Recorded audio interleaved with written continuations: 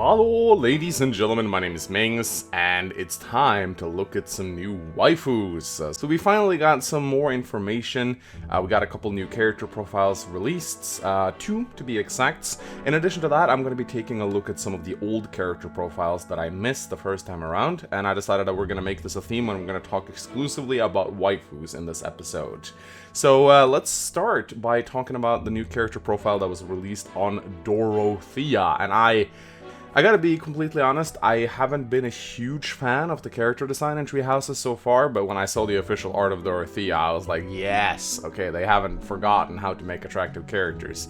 Dorothea might just be one of the most attractive characters I have seen in a while from Fire Emblem, and yeah, I'm pretty impressed, honestly. She looks absolutely gorgeous. She's also part of the Black Eagles, which is the class that I plan to teach in Tree Houses, so oh boy, Edelgard got some competition, that's all I can say. So let's take a look at her profile and read a little bit about her. Dorothea, a female student who was a popular songstress in the Imperial Academy before enrolling. She looks up to the former songstress, Manuela, who was also previously part of the Middle Frank Opera Company. So she's a singer, that's really nice. She's the only member from the House of the Black Eagles who was born a commoner, and she occasionally feels uncomfortable about it, but she treats everyone equally as friends of the same age. So it would turn out that everyone from the Black Eagles is actually of noble origins except for Dorothea. So we know that the Black Eagles have a big majority of nobles among them, and I think Claude's house, the Golden Dare, they are mostly commoners. So that's an interesting piece of information right there. And let us take a look at her introduction video. 素敵な人ね。修道院は初めて？案内しましょうか？あ、私はドロテアっていうの。学校に入る前は帝国の歌劇団にいたのよ。So she seems really, really sweet. She seems very wholesome, very kind, and she sings, which is absolutely wonderful. Wow, this really is my type of girl, holy shit. And of course, she looks up to the songstress Manuela, who is the next character that we'll be talking about. The big titty teacher. Oh my lord. Oh god, I did say in my initial waifu analysis that I really like this woman, and oh boy, she just rose a few points in my book. So holy shit, look at this woman, Jesus Christ. I love how she has a choker that is like tied to her dress that keeps her tits up.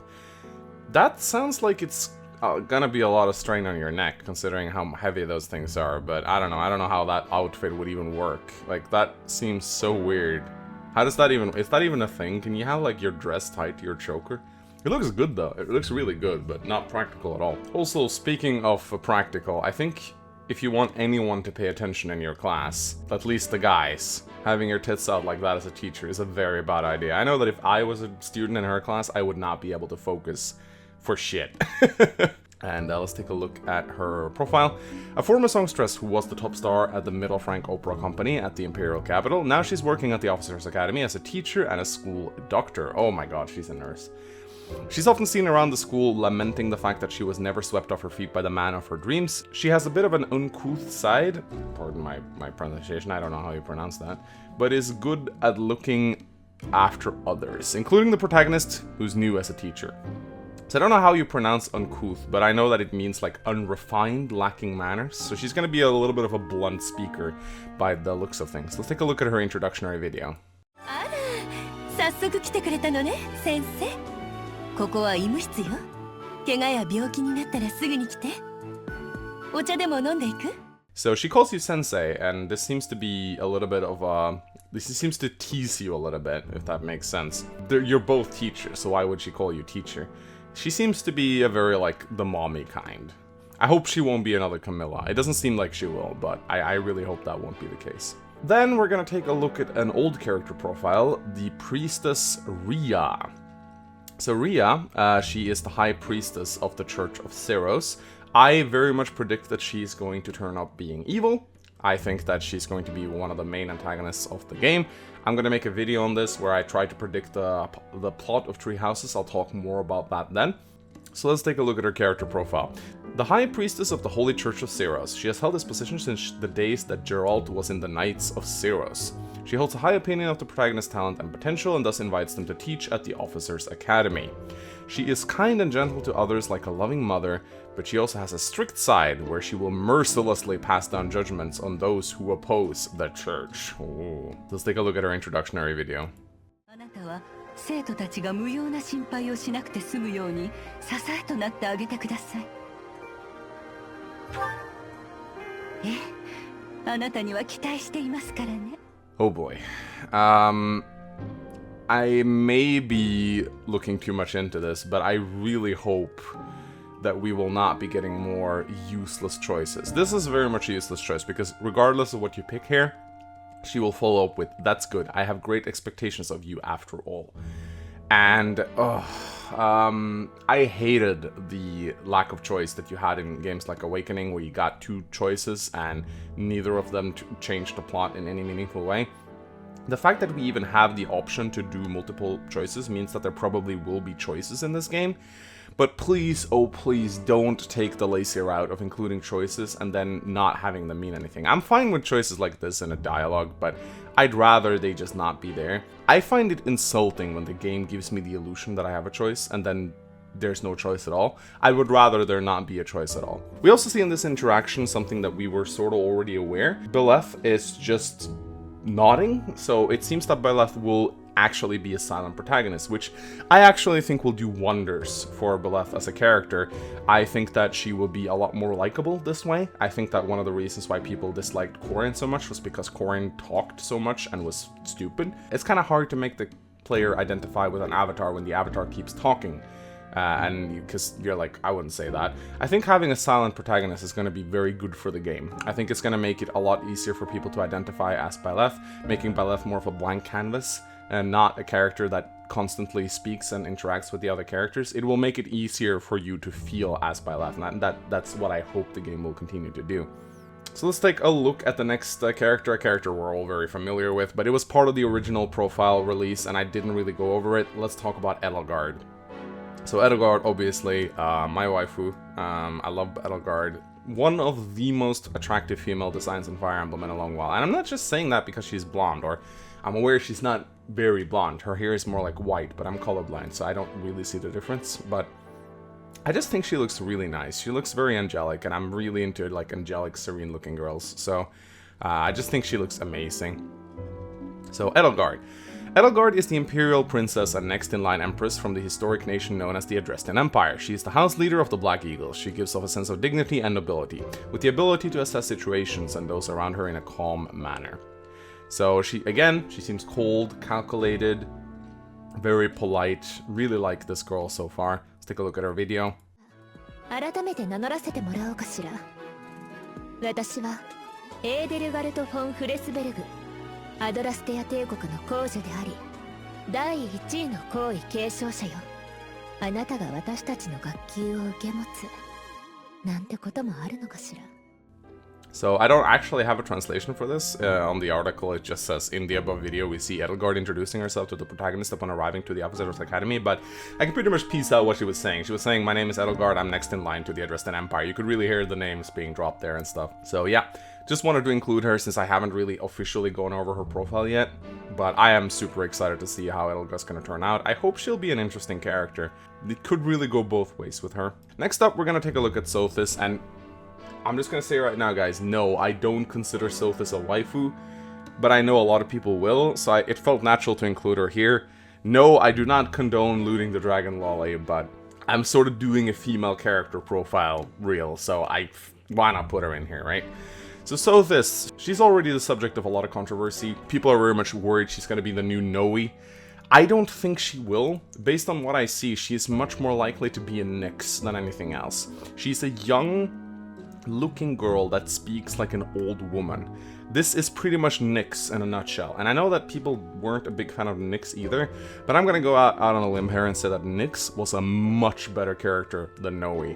A much better character. Gast actually made a really good support science on Nyx, where he really picks apart a character, and that was actually one of the videos that made me change my opinion on Nyx as a character, because I was never that interested in her, but I definitely recommend you go watch this, because I think that's where they're going with Sophist as well. So let's just read her profile. So Sophist is a mysterious being who appears in the protagonist's dreams after saving them in Fire Emblem Three Houses. With no memories of her past and wisdom beyond her appearance, she speaks as though she lives within their head, but no one else is aware of her existence. And here is a video of Sophist speaking. いや、よい。お主ごときには、己が命の誠の値打ちなぞわからぬじゃろ。まったく。わしがお主を導いてやらねば。なあ。 So if you're familiar with the Japanese speaking, which I'm not like an expert on the matter at all, but I can definitely hear that she speaks like an old woman. There are two characters that come to mind. The first one is Nyx that I talked about. The other is Na from Awakening. She was young looking, but she kind of acted like an old woman sometimes. And she also had this whole superiority complex where she was like, dragons are so much better than humans. It very much seems like Sophist is going to be a smart-ass character. She's going to be like a feisty old woman, if that makes sense. Now, there are still some people who are unsure if Sophist is going to be a Manakid or not. I don't think we've had it 100% revealed to us yet that Sophist is actually a Manakid. But I think looking at her design, I mean, just her ears, those are Manakid ears. Like, I'm going to show a lot of artwork on the screen right now.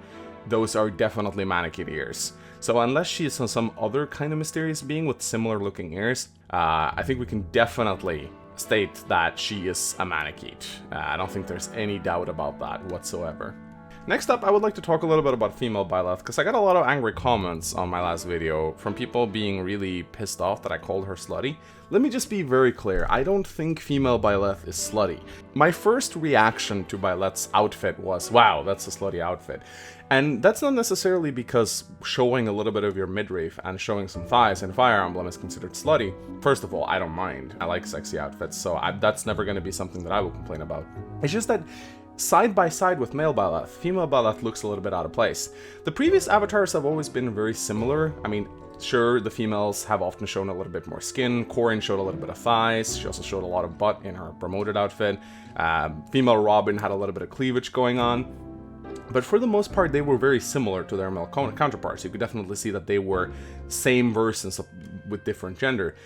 Female Baath looks very different from male Baath. Like, when you look at male Baath, he definitely looks like a professor. He has the long robe and everything. He really carries himself like a teacher. Look at it this way. If you show male Baath's design to a guy who knows nothing about Fire Emblem or Three Houses, and you ask them, is this a teacher?